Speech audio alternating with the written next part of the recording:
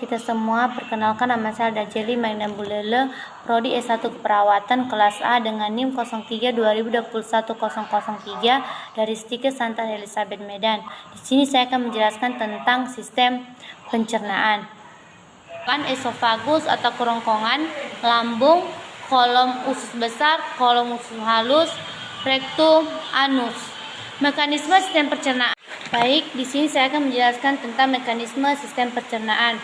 Pertama kalinya kita masuk ke dalam mulut. Ini adalah mulut. Mulut itu berfungsi untuk mengubah makanan menjadi lebih halus agar mudah dicerna. Di dalam mulut terdapat organ pelengkap yaitu lidah. Lidah itu mendorong makanan yang masuk ke faring. Habis itu gigi. Gigi adalah memotong makanan menjadi potong-potongan kecil. Gigi terbagi menjadi 3, yaitu terletak di posisi depan mulut berfungsi untuk menggigit makanan. Yaitu kedua tarik, yaitu paling tajam berfungsi menghancurkan makanan. Habis itu gigi geraham, yaitu gigi paling besar berfungsi untuk mengunyah dan menggiling makanan.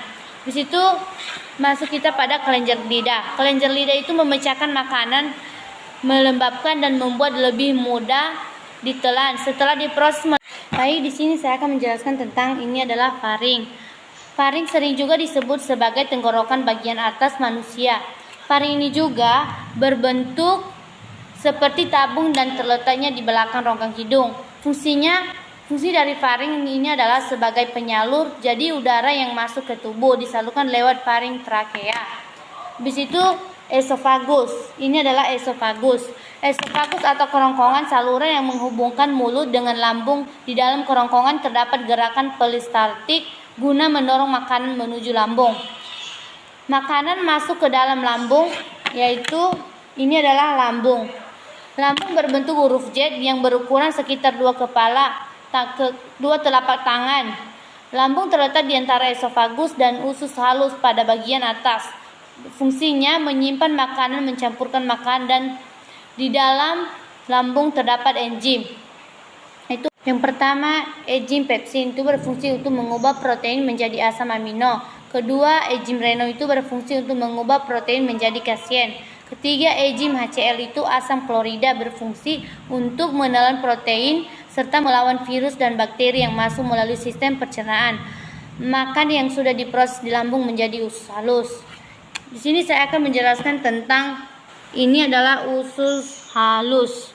Usus halus ini merupakan salah satu organ dalam sistem pencernaan yang berfungsi untuk memecah dan menyerap nutrisi dari makanan maupun minuman yang dikonsumsi. Usus halus ini terdiri dari 3 bagian, yaitu duodenum, usus itu 12 jari, jejunum itu usus kosong, dan ileum itu usus penyerapan. Di dalam usus ini makanan kembali diproses secara kimiawi yang dibantu oleh enzim-enzim dari pankreas, empedu, dan hati seperti tripsini, amilase, maltase, sukrase, laktase. Setelah nutrisi diserap di usus halus, sisa-sisa makanan mengalami pembungkus, yaitu adalah usus besar. Usus besar adalah bagian akhir dari sistem pencernaan manusia. Organ ini memiliki beragam fungsi seperti menyerap cairan dan vitamin, memproduksi antibodi, dan mencegah infeksi, serta membentuk tinja. Usus besar ini berbentuk huruf U. Terbaik di sekitar usus halus yang berlipat-lipat, panjangnya sekitar 5-6 meter. Dan terdiri dari 3 bagian, yaitu sekum, kolon, dan rektum.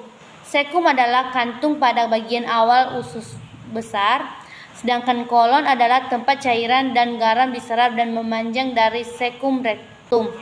Fungsi utama usus besar yaitu membuang air dan mineral elektrolit dari ampas makanan yang tidak tercerna, lalu membentuk limbah padat yang dapat dikeluarkan. Anus.